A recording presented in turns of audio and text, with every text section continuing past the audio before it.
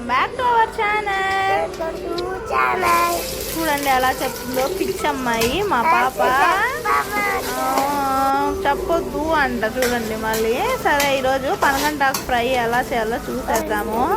ముందు అయితే కడాయి పెట్టుకొని ఆయిల్ వేసేసుకొని ఆనియన్, మిర్చి, కరివేపాకు వేసుకొని బాగా ఫ్రై చేసుకోవాలండి. బాగా గోల్డెన్ బ్రౌన్ కలర్లో వచ్చిన తర్వాత పనగంటాకు అనేది వేసేసుకోవాలి.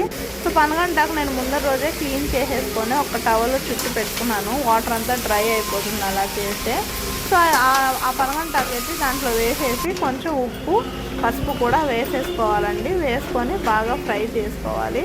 దాంట్లో ఆయిల్ అంతా రిలీజ్ అయ్యేదాకా అలాగే పెట్టుకున్న తర్వాత ఆయిల్ అంతా రిలీజ్ అవుతుంది. అంతేనండి, ఎంతో టేస్టీగా ఉండే పనగంటాకు ఫ్రై రెడీ. సబ్స్క్రైబ్. బాయ్.